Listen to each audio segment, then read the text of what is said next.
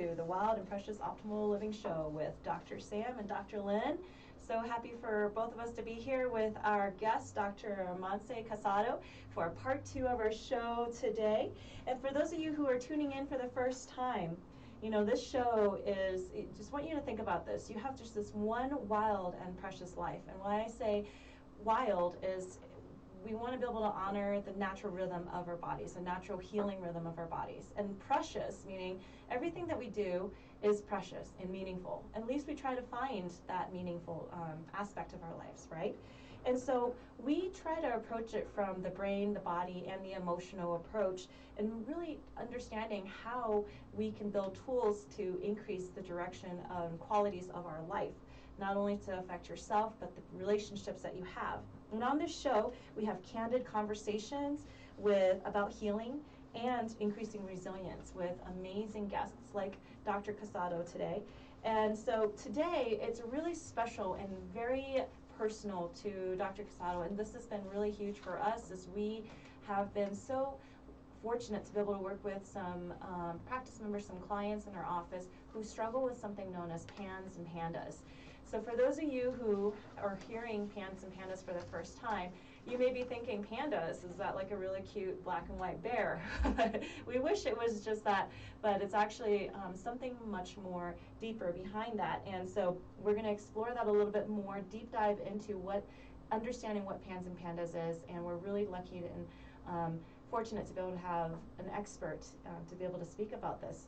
So, Dr. Casado, welcome back to the show. Thank you. Thank you for having me. For those of you that missed our last episode, Dr. Casado is a professor of counseling, a licensed marriage and family therapist, and a registered play therapist. So she has over 20 years experience in practice, and for those of you that missed the last episode with her, definitely go back and listen to that after this one. There's a ton of great information in there that's going to really bridge the gap to what we're going to talk about today. So, Dr. Casado, let's just kick the conversation off. I know we got rolling on a lot of stuff last time, and like we've introduced the topic of PANS and PANDAS, and really today's conversation is going to be a lot about how to help children and families holistically and naturally. But what is PANS and PANDAS?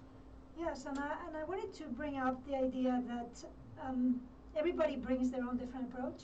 So the approach that I'm bringing to the table here is more of a holistic approach, which is based on my own personal beliefs and my personal values, as well as my clinical beliefs. So with that said, I know one size doesn't fit all, and I respect others who may follow a different approach. So we're looking at this big umbrella that's called PANS, which means pediatric autoimmune neuropsychiatric syndrome, and PANDAS will fall under this big umbrella. But literally, we're looking at our brain, which is, there's some antibodies that are being created in the body that attack the brain protein, and then they create some neuropsychiatric conditions, symptoms. And we know that there's going to be some brain inflammation that is going on with children, but also there's going to be some either viral or bacterial infections that are impacting the brain and certainly creating some of this brain inflammation. And what I also want to clarify with PANS is, and the more that I learn about it and I live it, because I have a child who's dealing with PANS, and I think there's many adults out there that are dealing with PANS. We just don't call it PANS because we think that once you're no longer a child, this goes away, which is not necessarily the case. But I think it has multiple layers. It is not a psychiatric issue like most people may understand. It truly is a medical issue that creates a psychiatric issue. And I think that's important for us to understand, because without recognizing that there is a medical issue, then we are ignoring the root cause of this psychiatric issue.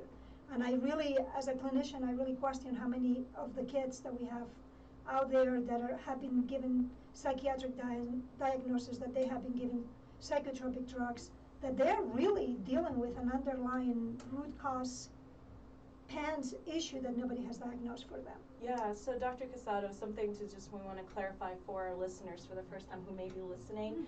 I think one of the biggest problems with PANS, so as you had mentioned, it stands for pediatric, I think it's acute onset neuropsychiatric syndrome, and then PANDAS is really more of an associative with streptococcal Correct. bacteria.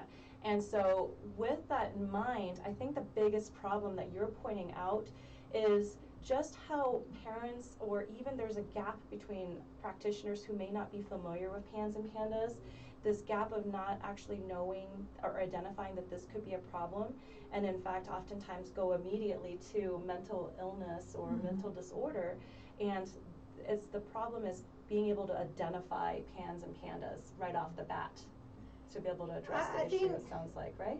Correct. And so we have the medical profession that not everybody understands what PANS and PANDAS is, or how to even diagnose it. Diagnosis is not accurate. Yeah. In fact, sometimes we're ruling out other things, and then we come out to the conclusion that this is the diagnosis.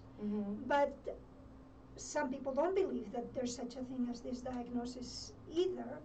And I want to emphasize that there's different layers, and I hope that we can put this chart in your Facebook group. Yes, absolutely. Because to me, it's not just, if we're looking for PANS or PANDAS and we're thinking, okay, this child has strep, and this is what caused the PANDAS, and that's where the explanation ends, we are missing out a bunch of other things that are impacting that diagnosis that creates these many neuropsychiatric symptoms. The same is true for PANS. So I want to talk about toxins and how toxins affect the brain. And with toxins, I'm going to talk about antibiotic use and what that does to the gut and to the brain, and how that can really get things jump-started. I want to talk about heavy metals, how those may be impacting. One that I feel like personally, and for me, this was a major trigger for my own kid, is mold. Mold is extremely toxic to your brain, to your whole immune system, and it can really jumpstart things. Mold is one of the least known toxic conditions that we have out there that medical professionals, most of them don't know how to treat it. But even functional medicine doesn't always know how to treat mold. They may recognize it, but they don't know how to address it. And the reality is that our kids, the majority of them go to schools that are highly moldy. Schools are notoriously known for being moldy buildings because they are built very cheap, and air conditioning is not used in the summer. In some places, they're very humid environments. Anyway, mold is present there, and nobody wants to take care of it. Of course, we live in a society where we have pesticides, we have glyphosate, we have plastic, we have EMFs. Even drug abuse. I mean, and when I say drug abuse, I'm not talking about I'm talking about over-the-counter drugs like Tylenol and all the other medications that we give children. Think about how many medications some of the kids that come to your office are taking. That it is mind-blowing to think, anytime we put a medication in our body, we have to process this medication through the liver. And we may have the ability to do it, we may not have the ability to do it. Most of the kids that have PANS and PANDAS, they have a great inability to detox. So we're adding a big layer of medications without knowing how is their body going to process this. In terms of psychotropic medications, which, by the way, the majority of medications we give children in this country are forbidden in Europe. And I think so you're starting to introduce a myriad of different, environmental chemicals or toxins that our kids' bodies are especially really sensitive to. We may not necessarily realize that perhaps even prescription medication can be an impact. I'd like for us to just go back just a little bit first to help our parents understand that maybe they may be noticing things about their kids that they may not be associating with PANS or PANDAS just yet. So just really helping to describe for our listeners who are really new to hearing this for the first time, what are those symptoms those symptoms look like when we initially come across, or when there's a suspect for PANS or PANDAS. And oftentimes we know that there's sudden onset of tics, of motor, it could be aggression, and it's just a sudden change. But you personally have experienced some of these shifts with your daughter at home.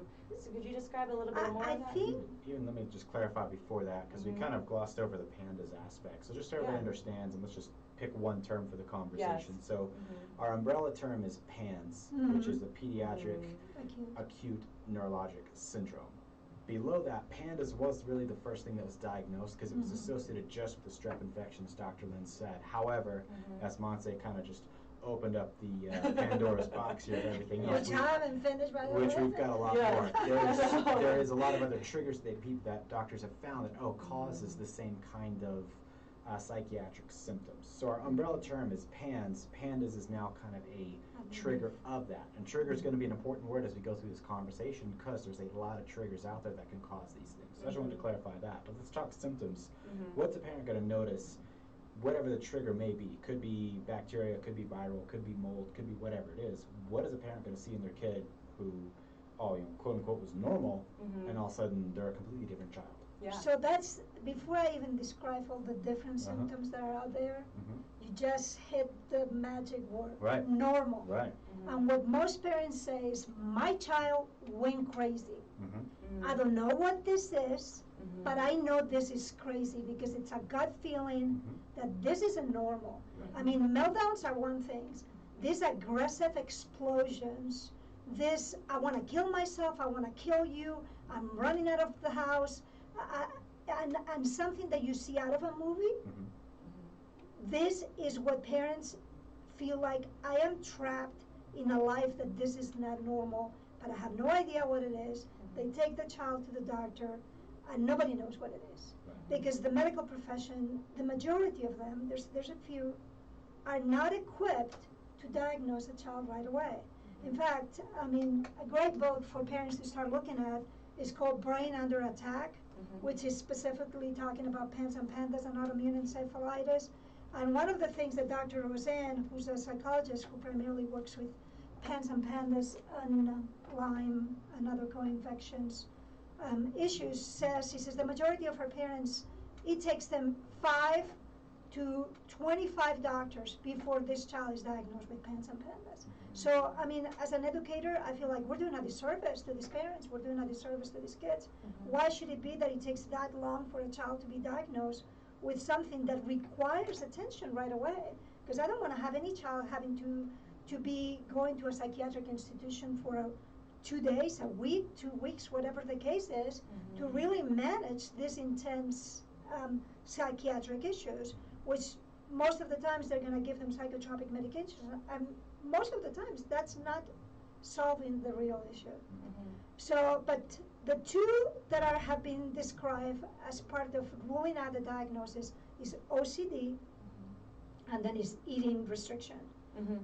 Those are the number 2 that are given the most attention, but there's anxiety, there's depression, there's hallucinations, there's psychosis, there is motor skills deterioration, there is academic cognitive deterioration, there is developmental delays, I mean, neurological issues, the tics that you were talking about, some weird behaviors that you said this isn't normal, drawings really deteriorate. I have kept drawings of my own kid, particularly because I'm a play therapist, and drawings inform me as a therapist of what's going on with the child, and I see her usual drawings, and then I see these drawings that is like, wait a minute, it's like almost this other person. And I always refer to PANS or PANDAS, but again, PANDAS brings the strep piece, the infection piece, as Beauty and the Beast. In the sense that I have my child, who's a kind, loving kid, and then I have this other creature that I have no idea who this is, but it's part of my child, and my child describes it. I don't know, something takes over me and I can't control it and I can't stop it, and I become this other individual that I have no idea who she is. And I believe her that she doesn't have control. So the big piece that you're going to see is also emotional dysregulation. And I'm a therapist, so I'm constantly asking why, what triggered this, what happened before this behavior, and that's just the person that I am. And sometimes it's like, okay, so she was watching too much computer screen time, that dysregulated her brain, and that set it off. But there's times like this morning that I'm like, what set it off? And I have no clue what set it off. It's like she's fine, and the next minute it's like we're screaming like we're getting ready to go to war, and I'm like, it makes no sense. And I think that's the most difficult piece for parents, that they don't know how to make sense of this. So it creates a high level of trauma for families, for the child, for the parent, for the siblings, if there's siblings involved. And many of these parents will tell you it will really impact the other kids to the point that these are PTSD individuals. It will really impact marriages because nobody has any time to really focus on their relationship because everything is dealing with a crisis. You have this constant crisis at home that most people don't understand because most people don't live with a child who has pans and pandas, and you're alone in this almost like a nightmare, trying to wake up from this and trying to figure out how do I calm down my child's brain so then I can go ahead and calm down my brain too, because of course we are systemic interactions. One impacts the other one. I mean, I often joke and say only Mother Teresa could not react to this because everybody else, even if you try, at some point you lose it with your own kid, you know, and then it's not only her dysregulation, but my dysregulation in this picture. So that's the piece that I think it's so difficult, and most of these parents are trying to go to doctors, trying to figure out what do I give my kid, and I wish it was that easy.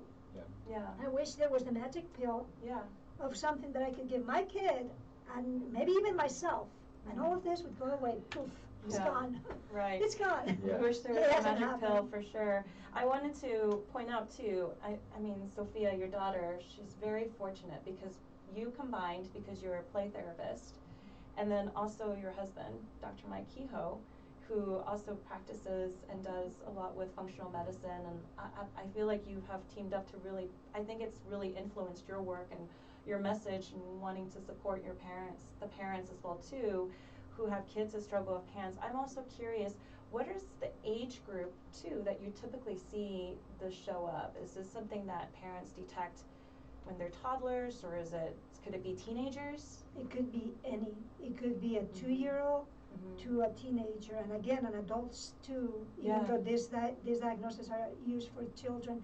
I look back at my own child. My own child had a lower level of what she developed when she was exposed to mold at school 2 years ago, when everything just escalated and it's like the big storm happened. But she had some other of these symptoms even back then. Because her toddler meltdowns, of course, we all know about the terrible twos, were not terrible twos. They were much more than terrible twos, but I had no knowledge. So even myself, I don't feel like I was equipped. I mean, I think part of my passion trying to help other parents is because I was so lost myself. But of course, I'm a researcher, and like me, many other parents are, who are looking at different groups of other parents who are struggling with children who have PANS and PANDAS, and trying to find their tribe and find a support group that can say, no, you're not crazy, and no, your child is not acting the way my kid may act. There's something going on here. And so, trying to understand, you mentioned just like mold at your daughter's school. It sounds like there could be oftentimes there's other factors to take into consideration, that PANS isn't necessarily the isolated issue too. There could be mold, biotoxin illnesses. And so PANS is triggered by other issues. So you may have viral or bacterial infections like strep. You can have Epstein-Barr, you can have varicella, you can have all the other viruses that are out there. Lyme disease is another huge one, and by the way, Lyme disease and mold go hand in hand. Mycoplasma, Bartonella, Babesia, a lot of these other co-infections that come with Lyme. Candida issues, fungus, yeast, parasites, all of these things go back to an autoimmune system that is not functioning properly. And where does immunity begin? And we all know immunity begins in the gut. 80 to 85% of your immunity is developed in the gut. So let's go back, because again, I feel like this is like a labyrinth that we're trying to figure out all these different paths. Very true. So let's go back to the gut, and how is the health of that child's gut? Is the child dealing with some food sensitivities, food allergies that nobody has detected? Because once again, that is not the primary issue that most doctors deal with. And even testing is not always accurate. Sometimes elimination is most accurate. So looking at gluten intolerance, looking at dairy intolerance. Now some kids who may have some of those allergies and they have been given these foods may end up with leaky gut, which of course you have an amount of toxins that are being dumped into their bodies, which of course are gonna, and of course we're looking at gut-brain connection. Absolutely. And how the gut impacts the brain health. So if your gut is not healthy, of course your brain is not healthy, as you both know from the work that you do. Then we're looking at antibiotics. Right. And antibiotics are so commonly used with children. And what do antibiotics do apart from kill an infection, which that's part of what we're trying to do when we're giving a prescription of antibiotics, is we are destroying the terrain, the gut, the flora that the kids have, and are we always really replenishing that flora? The majority of doctors that prescribe antibiotics don't prescribe necessarily probiotics, and sometimes these kids don't even respond well to probiotics, and I'll tell you why they don't respond well to probiotics. The majority of probiotics have strep strains in it. So if you're dealing with a strep infection, you're also not going to respond well to that. Now, if you're also dealing with mold issues, the majority of antibiotics that we give, penicillin-based antibiotics, penicillin is a mold-based antibiotic. So if I have mold issues, which I do, now I understand why when I've had to take antibiotics, I felt like my body was under attack. I could feel like these things crawling under my skin. I'm like, why am I reacting so strongly to antibiotics? Am I allergic to them? No, I'm feeding more mold into my body, which I'm already struggling with mold as it is. So most people don't think about antibiotics and mold, but I think it's an important, particularly if the route that we're going to be following is a more conventional route, because the conventional route to treat PANS and PANDAS is basically anti-inflammatories and antibiotics, and long-term use of antibiotics. I mean, I'm talking like over a year use of antibiotics, which I can't even imagine what that would do to anybody's gut, because I had to do like 4 rounds of antibiotics, and it took me years to regain my gut, and particularly on a child. Right. Yeah. Which is, I want to add in, it's that route would be appropriate if we're talking about a bacterial infection. If we're saying it's a strep infection that's gotten in really deep into the system, potentially even to the brain, that may be a prudent route to go, because in terms of how we're approaching and how a parent and a practitioner is going to be addressing the issue, that may be the right route to go. But again, we have to really understand what's the trigger first. And I even want to back up too, and before even talking about the gut, we have to look at, if we're looking at a child holistically, as we talked about, it has to be looked at in multiple different angles. What was the child's development like neurologically? Did they hit milestones? Did they delay in any part? What was the pregnancy like for mom? How much stress was mom under? How much stress was dad under? How much stress was the whole family under during that particular time? What kind of stress did the child encounter in their development after birth? Because I mean, even children that children either are with their birth families, or even children that are adopted, are going to encounter different kinds of environments and things like that too. That can cause a whole person to be more prone to these infections. Because anytime I hear this stuff, regardless of whoever walks into our office, my question is always why. How come one child can sit in an environment in a classroom that's moldy or has these exposures and not come down with this stuff, versus how come another child will? Why? What's the disconnect? Yeah. And the disconnect is a couple of different things. A, not everybody's allergic to mold. Correct. That's number one. But B, it also depends on how healthy is your immune system. Right. I mean, if you already have a compromised immune system, of course, anything is going to add a heavier load to you. But I want to go back to something you just said, because I believe we disregard the primary growing environment, which is pregnancy. Yep. Pregnancy is huge. It's huge for brain development. It is huge how trauma impacts that baby when that baby is in utero. I mean, how the chemicals are being already processed in the child's brain. The brain doesn't start developing when the baby is born. It starts the minute that the baby's conceived. And so also whatever medications, antibiotics or any other medication the mom is taking, that baby's taking too. Whether it's vaccines, whether it's antibiotics, psychiatric medications, or any other medication that the mother is taking, the baby's taking too. So and of course, the emotional toxicity or health that the mother is also living is going to impact the situation too. So it's a combination of factors. It's not just one. Absolutely. And I think one of the biggest thing to point out is just that this is what Dr. Casado, what you're pointing out is, it's not just to say like, hey, if your kids are having PANS or PANDAS, we need to be able to go back and to think, oh, what did mom do, right? It's not from that standpoint. No. It's really just coming from the awareness that even what Dr. Sam, you're also saying too, is very much a holistic, it's a very much a integrative approach. We're pulling in considerations of what's truly affecting our gut flora, what's truly affecting our neurodevelopmental aspects, and taking in and understanding that medication, while it can be helpful at the right time, right place, there are other aspects that we want to be able to truly consider. And I think that this would be a really great opportunity for us to talk about, you know, from your standpoint, what would you, from your studies, from your research, what's the best way to start to, you know, for parents who are really new to PANS and PANDAS, what's something that they can start to do? And then perhaps we can even share our personal approach too in our office, and all coming together and addressing this one child who is struggling with PANS. Yeah.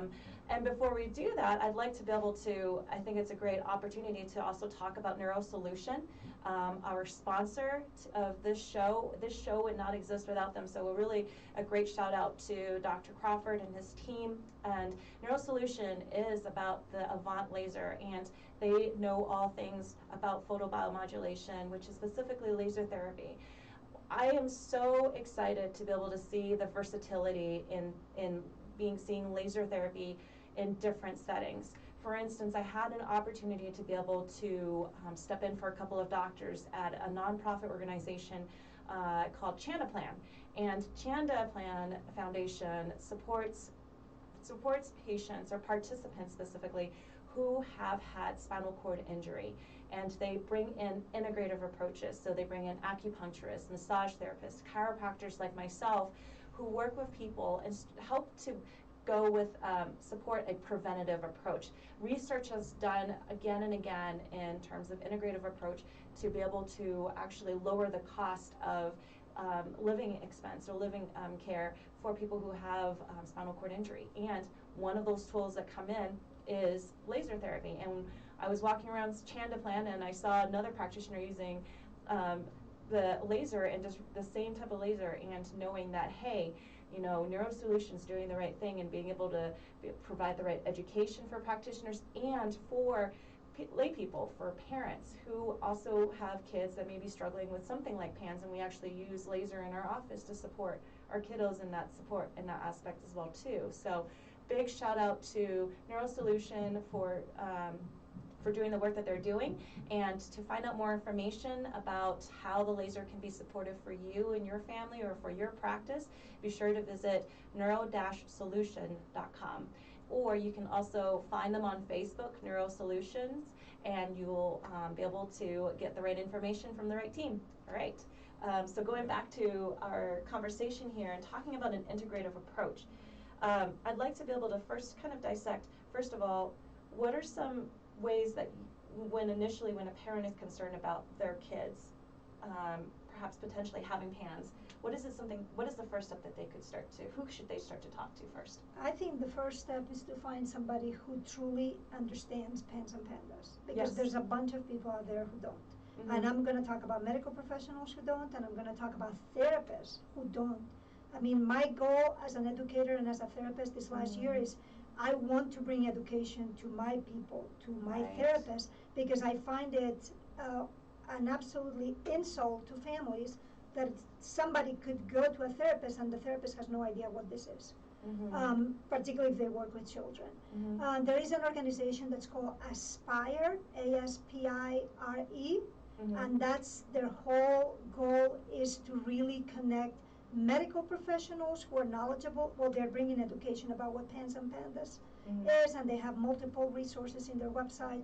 But their whole idea, they have a directory of professionals who know what this is and who know how to treat it in a variety of ways.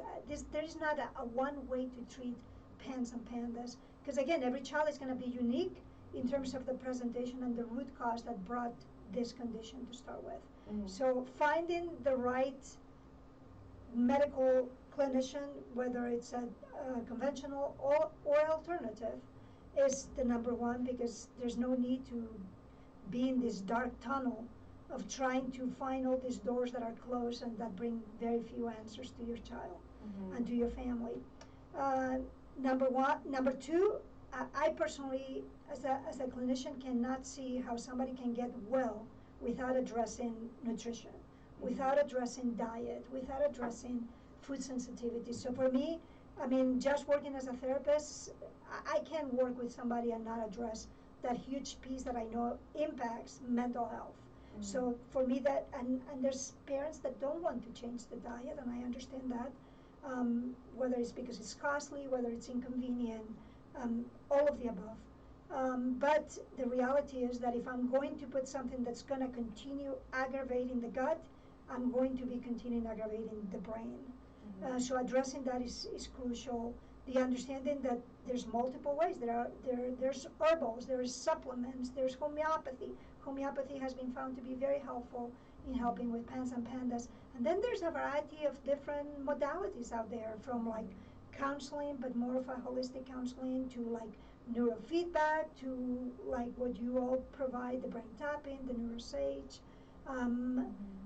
biofeedback, a variety of modality, craniosacral therapies out there that we know that somehow what they're doing is that they're really balancing down the brain. And I cannot see going to therapy anymore and not trying to target that for a child or for an adult without lowering that cortisol and really calming down the brain. Just talking about what's going on is not enough. You need emotional regulation skills, particularly you need to be able to, if the trauma is really present, which for some of these families it is, you need to be able to process that. I mean, I am an EMDR therapist, so as a trauma therapist, I have tools that I can help people process trauma, and there's a variety of other modalities out there, but recognition that trauma is stored in the body, and yes, it impacts the development of the brain, so we can ignore that. We need to address it, and we need to balance out the brain like you both do with your work. Yeah, so just to kind of help our listeners understand, you brought in some really great resources and that realization. First of all, it's really starting off with a good, knowledgeable or experienced team of practitioners that have a similar mindset and is willing to actually work with each other too, right? So it's also, when we're addressing the gut, it's having a practitioner that has the experience in looking at labs and understanding what's that biochemistry relationship within that child's body, and then from there assigning and finding the right type of nutrition. And sometimes even healthy foods we think that may be healthy can be detrimental for the gut, and so really finding the right relationship to gut. And then what you're also saying too is bringing in something like us. What we do is functional neurology, and so think of functional medicine as a way of, I heard a really great analogy is like having the right protein shake, whereas functional neurology is actually having the right workout routine, you know? And so bringing that exercise together to help. And then something else that you're pulling in is just the emotional regulation, the right tools, the right skills. And I'm curious just to kind of dig a little bit deeper behind trauma. Does trauma occur with PANS, or does trauma occur in the process of PANS? How does trauma show up as a therapist that you're seeing? So some people may say that actually trauma impacts the immune system, which makes you more likely to also develop PANS, because it's already affecting the immune system. The vagal nerve regulation, dysregulation in your body, because trauma is stored here. I mean, you're on survival mode. I mean, your cortisol levels are really high to really be able to survive. But I also believe that PANS causes its own layers of trauma. Yeah. So it's not either or. I believe it's both. Right. In my experience, in my own personal experience. Yeah. And what does trauma look like for, like, what are some incidences, or your personal experience, or perhaps working with other clients, what does trauma mean for a kiddo that may make them more vulnerable? So when I'm talking about trauma with PANS, and in a minute I also want to talk a little bit about emotional health. I'm talking about, I mean, any of us, I always say we all have the ability to lose it. And when I say lose it, I mean lose our minds to the point that we become crazy. We all have done it at one point or another, whether we admit it or not. We are not immune to not losing it. Right. Whether it's the circumstances that you're homeless, I mean, and I've heard interviews of people who are homeless and they lose their minds. Yeah. So we all have the ability to lose it. But when you have a child that they cannot access their cognitive abilities because they have stepped out of that place in their brain, and they become like basically self-harming or harming others, that living that experience is very traumatic for the child, because the child is creating neurochemicals for their brain that it is impacting the health of the brain. Yes. I mean, I wish I had this little device that would show me what their brain looks like. Because I'm telling you, their brain doesn't look like a healthy brain. Kind of when we do have scans of babies who have been exposed to physical trauma or verbal trauma or sexual trauma, and they have little holes in their brain. And their brain is much smaller than a child that hasn't experienced that. So I'm assuming that the same is true for a child who has these episodes on a daily basis, weekly basis, whatever. Every child is different in terms of where it's a continuum, and some are mild symptoms to very severe symptoms. So depending on where they are. But the reality is that it's not just the child who has it. I mean, there's parents that they have like physical injuries in their bodies, whether it's cuts, whether it's scratches, whether it's pulling hair, I mean, you name it, that their child has inflicted on them. I mean, that is horrifying for a parent. I mean, no parent wants their kid to hate them or to act in such a way. I mean, I operate from the belief that parents want the best for their kids, and I want to believe that kids want the best for their parents, but when they lose their minds, that they're not acting from that belief. They become extremely dysregulated and irrational, and they're like this wild animal attacking the person that they love the most. And that's what makes no sense. It's like, why would any child in the right mind do this? But the reality is that they are not in the right mind. Absolutely. I mean, we have conversations with moms and dads.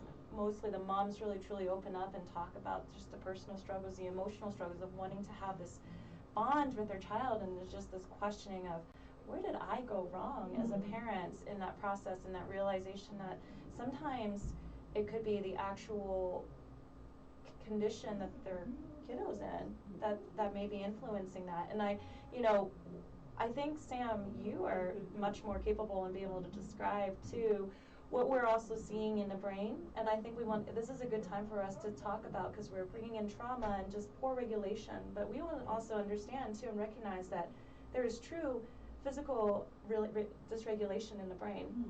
And you're most skilled to be able to talk about that. So bring that in a little bit, please. Yeah, and it's super important to understand, because like as we're talking about, it's yes, this is your kid performing these acts, but they're not in the right mind, because literally their mind is under attack. Like the term the term we haven't really talked about is autoimmune encephalitis. I mean, brain on fire. That's really what's happening. Yes. The title of this book, Brain Under Attack, is phenomenal, because that's really what's happening. So just to keep this example really, really simple, let's just use a strep infection. So a kid gets a strep throat, all of a sudden that virus makes its way through the body, through the blood-brain barrier, up into the brain.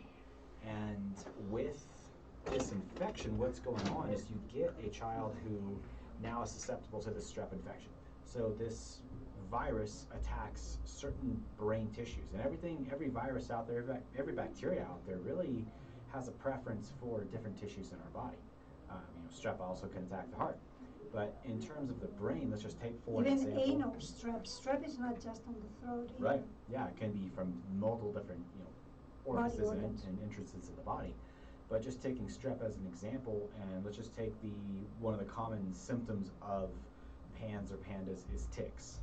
So this strep virus will attack a part of the brain called the basal ganglia, which that part of the brain is responsible for subconscious behaviors and subconscious both thoughts and motor. So when the virus attacks that part of the brain, now all of a sudden you're getting regression and destruction of that brain structure. And our brain's all about pretty much think of it like a high rise. It's just, as a new layer of the brain comes up, it's inhibiting other functions beneath it. So as certain parts of the brain become under attack, now all of a sudden they're firing, they're susceptible to damage, and the brain's no longer regulating that behavior, and you get a tic because this virus is attacking that part of the brain. And it could be other parts as well, because everything in the brain is connected. So this part of the brain structure is damaged. Now it's not firing up into your frontal lobe, so you're not regulating behavior, and now you get a kid, like you said, that just has these moments of just like, whoa, where is this coming from? Literally because the brain is damaged. And for us, that's why it's really important when we bring in our work, is because we tell people, look, addressing the metabolic component is really important. You have to take care of these triggers. But at the same time, certain areas of the brain literally have damage that need to be rehabilitated and need to be corrected. Absolutely. And I also question, when you're working with a family who has a child with PANS, is it just the kid who's dealing with PANS?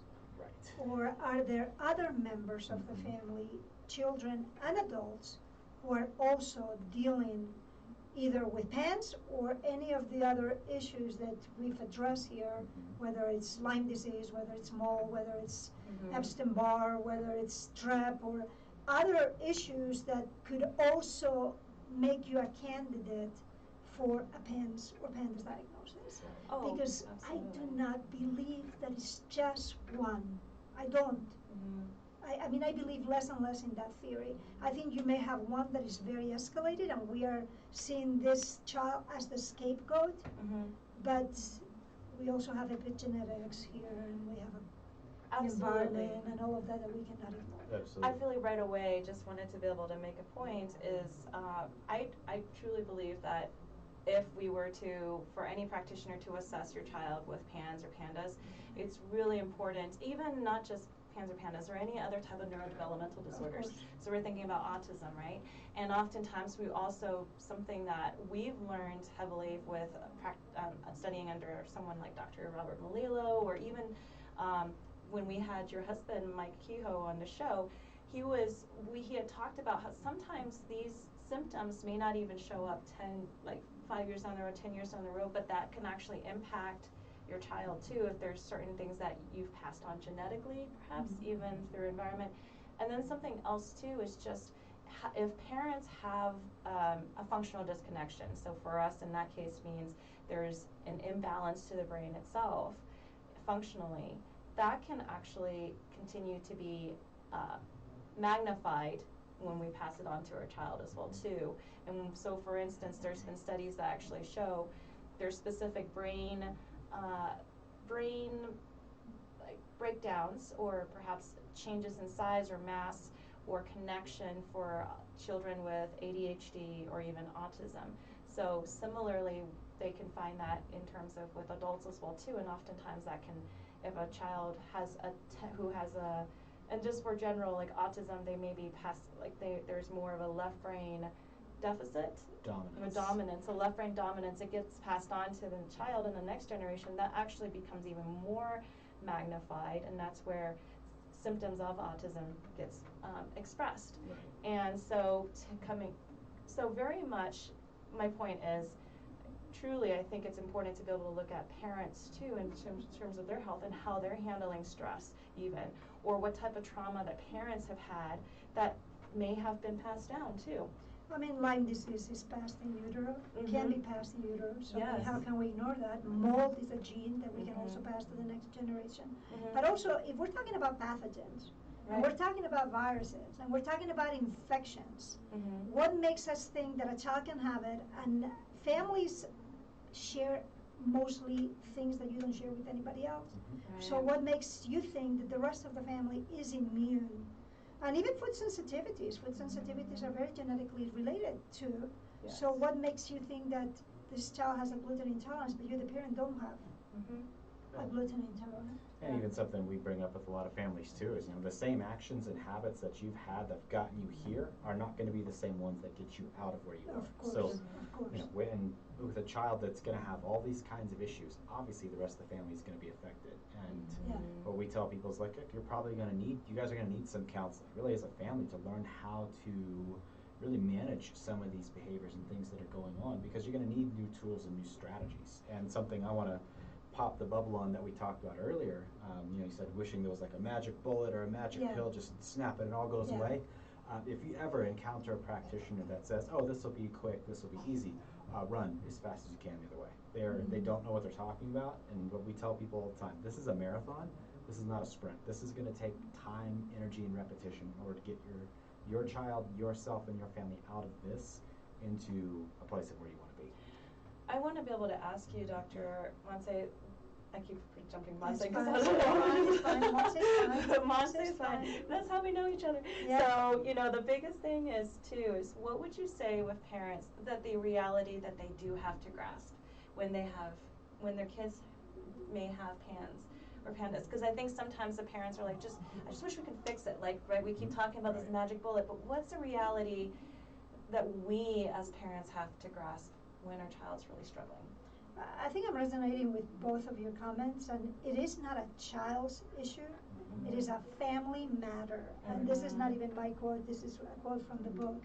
That it is a family embracing that we have to fix, I don't even like the word fix, but that we have to address some issues within the family, whether it's diet, whether it's looking at how much EMF exposure do we have in our house, how much screen time is our child spending, and we're spending as adults too, and impacting brain health. I mean, what's going on in terms of mold? Do we live in a healthy environment or not, whether it's at home, whether it's at school, or both?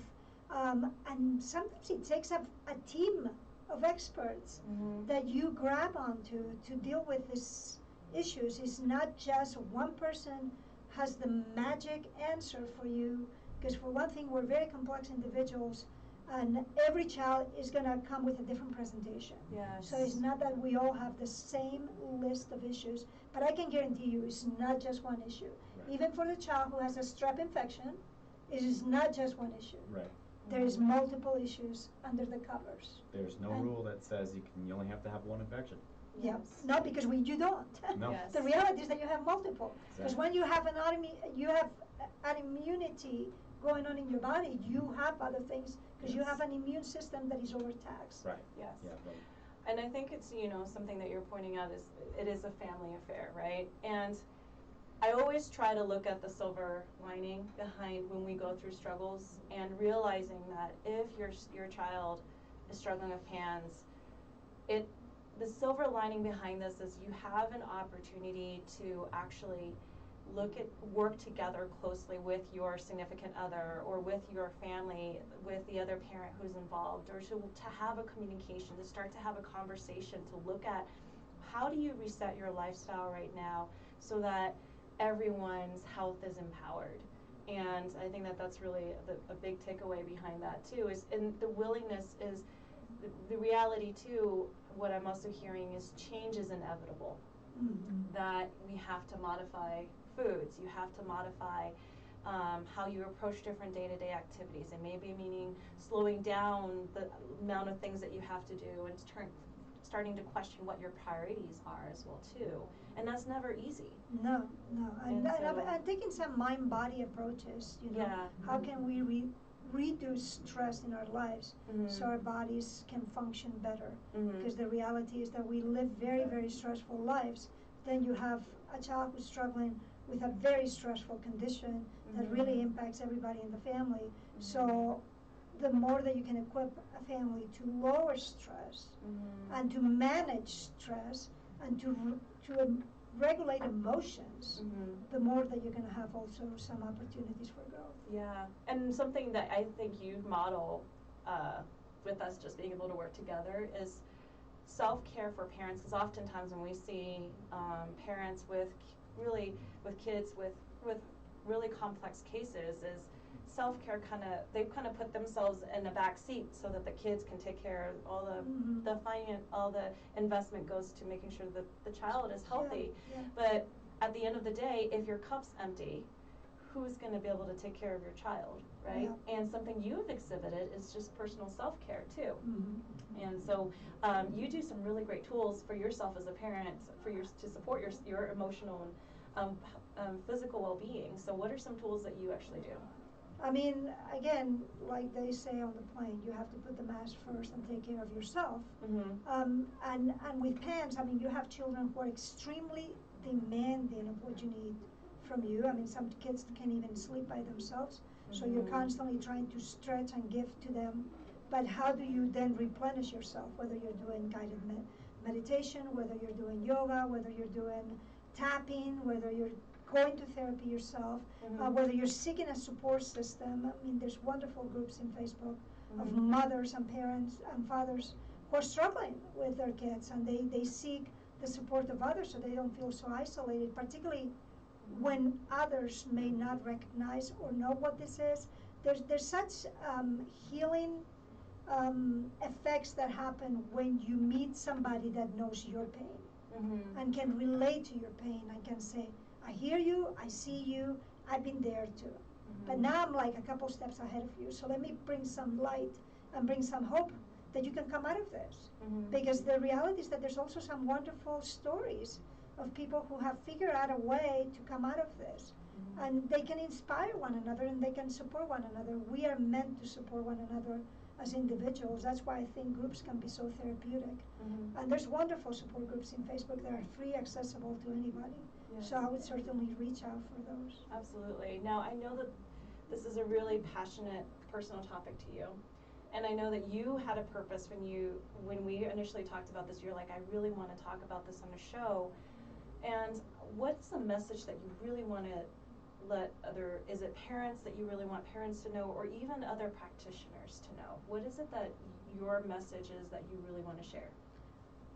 My message to both medical professionals or therapists and even parents is, let's listen to patients, let's listen to clients, and when they share a story, let's join in with them, even when we don't have answers, to figure out what it is that they're dealing with and help them.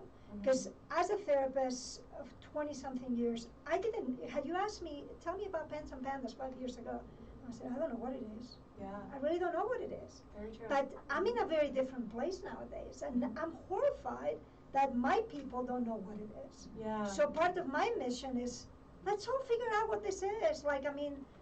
10 years ago, we didn't know about autism what we know today. Right. Yes. But we all jump on board, and we're ready and willing to listen and to open our eyes and to learn. So for me, as a child therapist who feels I have great passion for kids and for families, I want us to be informed about what this is, figure out what best modalities we can use, and help the children and families. This is horribly impacting kids and families, and if we can find solutions, that's where my energy wants to be. How can we find solutions and support for these people that are really struggling, not just because of the condition, but because people are not believing their condition or know how to help them with the condition.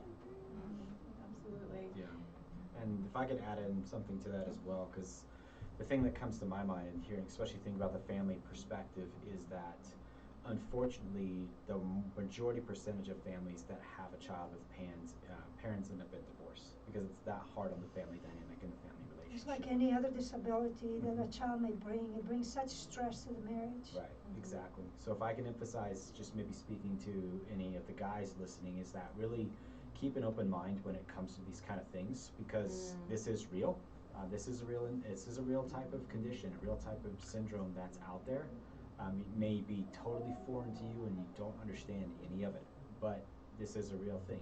lean into it. Lean into your wife asking questions. Lean into trying to understand what's going on, and emphasizing and empathizing with the whole dynamic. And again, know that this is going to be a long road. It's going to be difficult, but as Dr. Lynn said, the silver lining is this can really create an opportunity for massive connection between everybody, if everyone's really willing to stick it out.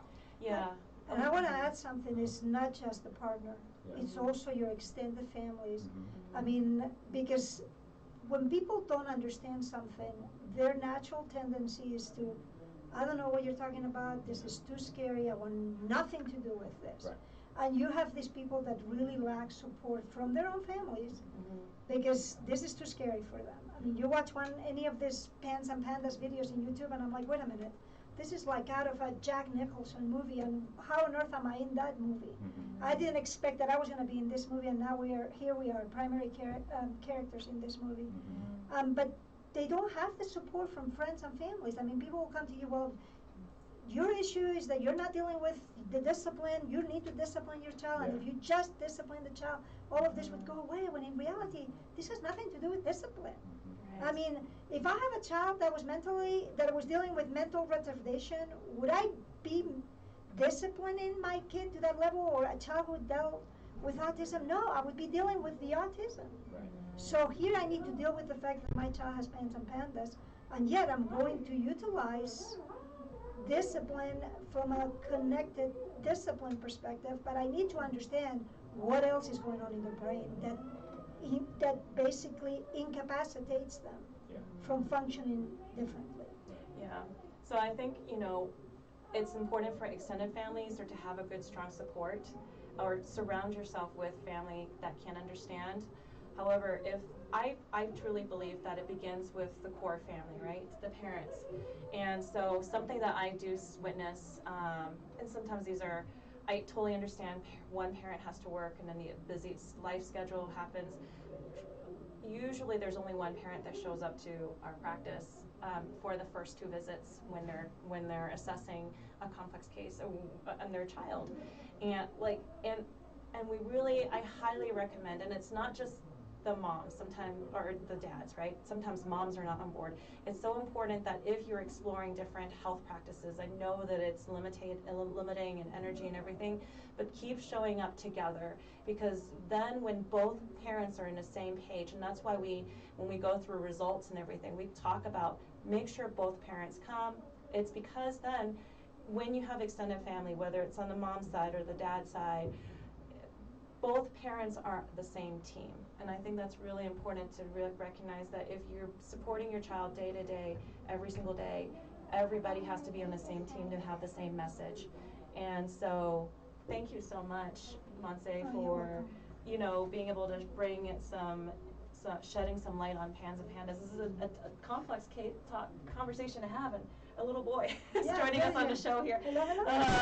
But it has been a pleasure to join you, and the question that we love to be able to ask everybody, it is, what's that famous question we love asking, Sam? What is it you plan to do with your one wild and precious life?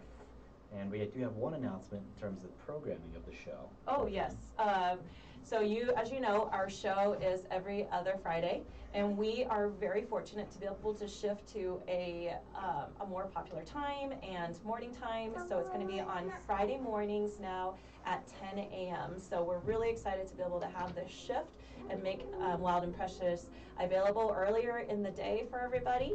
And we will see you in 2 weeks. So have a wonderful rest of your weekend, and thank you so much. Thank you. Thank you. Thank you.